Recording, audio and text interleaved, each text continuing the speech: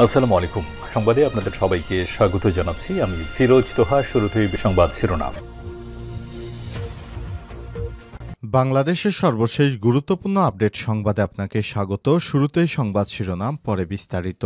শুরুতেই জানাবো, শাসা সীমান্তে 10 কোটি টাকার ডায়মন্ড জব্দ। যশোরের শাসার 5 ভোল্ট সীমান্ত থেকে 10 কোটি টাকার ডায়মন্ডের গহনাসহ এক পাচারকারীকে গ্রেপ্তার করেছে বিজিবি। আজ বৃহস্পতিবার অভিযান চালিয়ে এই পাচারকারীকে আটক করে বিজিবির সদস্যরা। আটক হাফিজুর রহমান 47, শাসা থানার 5 ভোল্ট গ্রামের মৃত সাদাত মোড়লের ছেলে।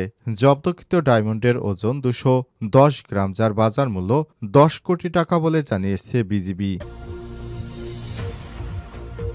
এরপর জানাবো, ছাত্রলীগ সন্দেহে 6 যুবককে পুলিশে সোপর্দ। নারায়ণগঞ্জের সিদ্ধিরগঞ্জে ছাত্রলীগের নেতাকর্মী সন্দেহে 6 যুবককে আটকের পর পুলিশে সোপর্দ করার ঘটনা ঘটেছে। তবে যাচাই বাছাই শেষে একজন বাদে বাকিদের সঙ্গে আওয়ামী লীগ বা দলীয় সহযোগী সংগঠনের কোনো সংশ্লিষ্টতা পাওয়া যায়নি।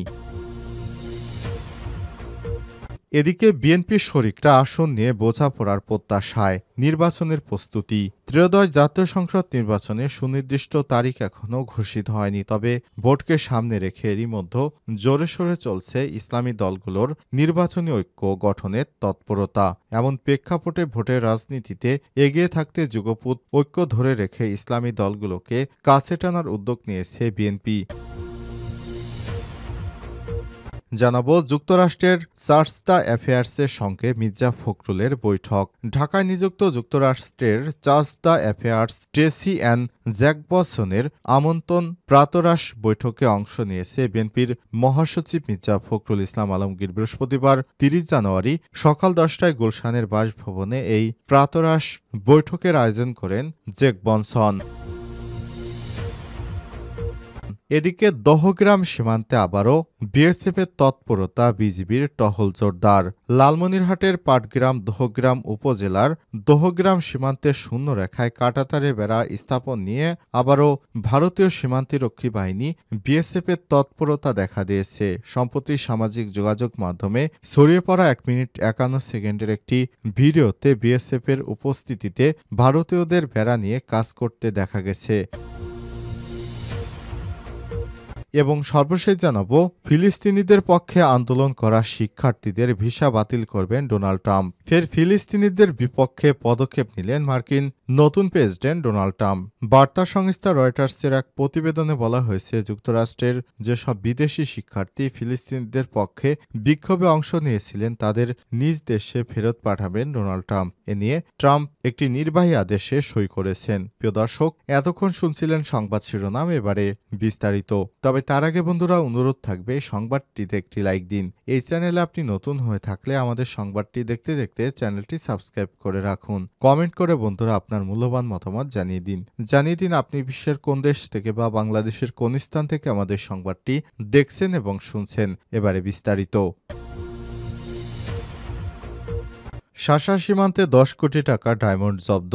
যশোরের শাসার 5 ভোল্ট সীমান্ত থেকে 10 কোটি টাকার ডায়মন্ডের গহনাসহ একজনকে আটক করা হয়েছে। পাচারকারী ব্যক্তি বাংলাদেশের। বৃহস্পতিবার 30 জানুয়ারি ভোরে অভিযান চালিয়ে পাচারকারীকে আটক করে বিজিবির সদস্যরা। আটককৃত হাফিজুর রহমান 47, শাসার থানার 5 ভোল্ট গ্রামের মৃত সাদাত মোড়লের ছেলে। জব্দকৃত ডায়মন্ডের ওজন 210 গ্রাম, যার মূল্য প্রায় 10 কোটি টাকা বলে জানান বিজিবির সদস্যরা।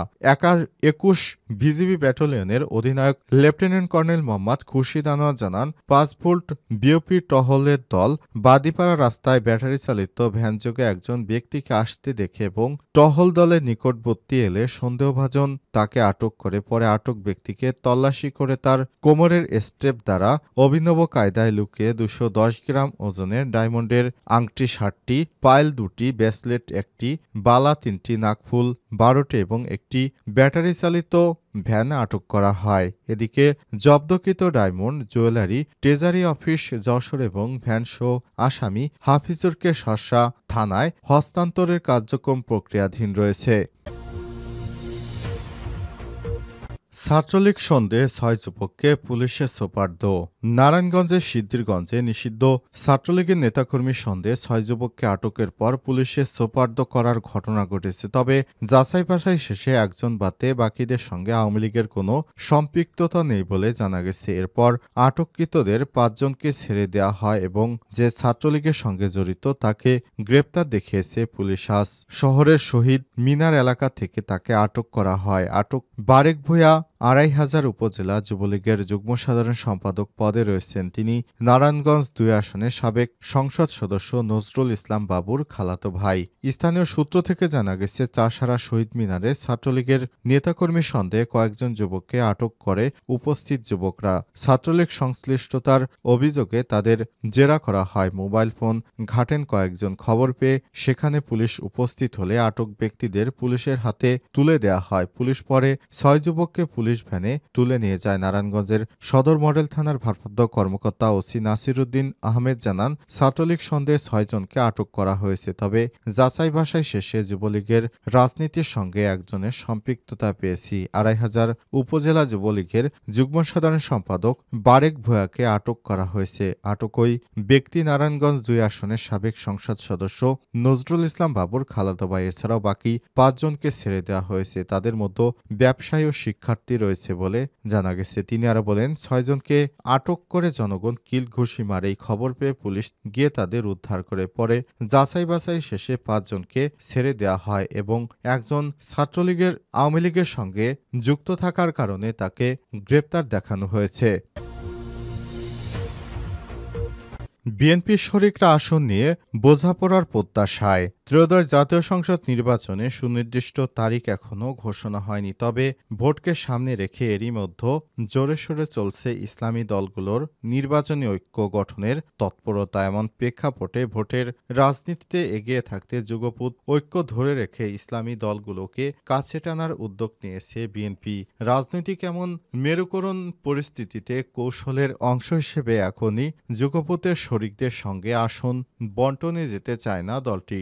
বর্তমান নির্বাচনে সুনির্দিষ্ট রোডম্যাপের দাবিতে সোচ্চার থাকা বিএনপির আসন বন্টনের কাজটি করতে চায় উপযুক্ত সময়ে। বিএনপি নেতারা বলছেন, নির্বাচনের সুনির্দিষ্ট দিনক্ষণ ঘোষিত না হওয়া বা বর্তমানে ঘোলাটে রাজনৈতিক পরিস্থিতিতে আসন বন্টন ও নির্বাচনী প্রক্রিয়া শুরু করার মতো অবস্থা তৈরি হয়নি। এ কারণে এখনও নির্বাচনে অংশগ্রহণ পদ্ধতি ও স্পষ্ট করেনি দলটি। এদিকে আসন চূড়ান্ত না হলেও অন্তর্বর্তীকালীন সরকারের পক্ষ থেকে সম্ভাব্য নির্বাচনের ধারণা দেওয়া হয়েছে। এরই মধ্যে নির্বাচনী প্রস্তুতি শুরু করেছে বিএনপির মিত্ররা। তারা নির্বাচনী এলাকায় যাতায়াত বাড়িয়েছে।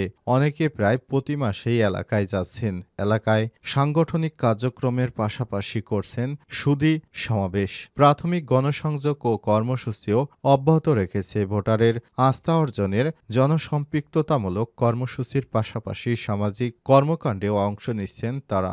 দিচ্ছেন নানা প্রতিশ্রুতি। কেউ আবার বিএনপি ঘোষিত রাষ্ট্রকাঠামো মেরামতের ৩১ দফার প্রচারণামূলক কাজও করছেন। তাদের এমন কার্যক্রমে একটা নির্বাচনী আবহ তৈরি হচ্ছে এলাকায়।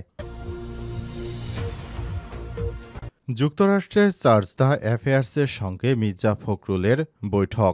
ঢাকায় নিযুক্ত যুক্তরাষ্ট্রের চার্জ দ্য অ্যাফেয়ার্সের টেসি অ্যান্ড জ্যাকবসনের আমন্ত্রণে প্রাতরাশ বৈঠকে অংশ নিয়েছে বিএনপির মহাসচিব মির্জা ফখরুল ইসলাম আলমগীর। বৃহস্পতিবার ৩০ জানুয়ারি সকাল ১০টায় তার গুলশানের বাসভবনে এই বৈঠক অনুষ্ঠিত হয়েছে। মির্জা ফখরুল ইসলামের সঙ্গে বিএনপির স্থায়ী কমিটির সদস্য চেয়ারপারসনের ফরেন অ্যাফেয়ার্স অ্যাডভাইজার কমিটির সদস্য আমির খসরু মাহমুদ চৌধুরী এবং বিএনপির সাংগঠনিক সম্পাদক ও চেয়ারপারসন পররাষ্ট্রনীতি বিষয়ক বিশেষ সহকারী উপদেষ্টা কমিটির সদস্য শামা ওবায়দ ইসলাম রিংকু উপস্থিত ছিলেন। অন্যদিকে প্রাতরাশ বৈঠকে ঢাকাস্থ যুক্তরাষ্ট্র দূতাবাসের ২ জন রাজনৈতিক উচ্চপদস্থ কর্মকর্তা ছিলেন বলে জানা গেছে।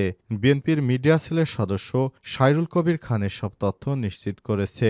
বিএনপির নেতাকর্মীরা যুক্তরাষ্ট্রের ন্যাশনাল প্রে ব্রেকফাস্টে অংশগ্রহণ করবেন।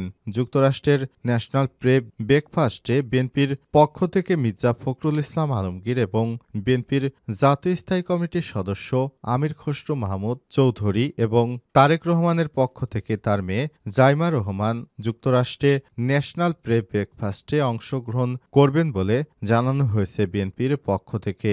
জানা গেছে এটি কোনো সরকারি পদক্ষেপ নয়, এটি বেসরকারি সংস্থার। প্রথমে বলা হয়েছিল এটি যুক্তরাষ্ট্রের সরকারের পক্ষ থেকে আমন্ত্রণ জানানো হয়েছে বিএনপিকে, তবে যুক্তরাষ্ট্রের রাষ্ট্রদূত বিষয়টি স্পষ্ট করেছেন। তিনি জানিয়েছেন ন্যাশনাল ব্রেকফাস্ট কোনো সরকারি ইস্যু নয়, এটি নন গভর্নমেন্ট ইস্যু। এ ব্যাপারে যুক্তরাষ্ট্রের সরকারের কোনো সম্পৃক্ততা নেই। এরপর বিএনপির পক্ষ থেকে বিষয়টি স্পষ্ট করা হয় যে তারা ন্যাশনাল প্রে ব্রেকফাস্টে যাচ্ছেন, তবে বিষয়টি ডোনাল্ড ট্রাম্প তাদের আমন্ত্রণ জানায়নি, এটি একটি বেসরকারি অর্গানাইজেশনের কাজ।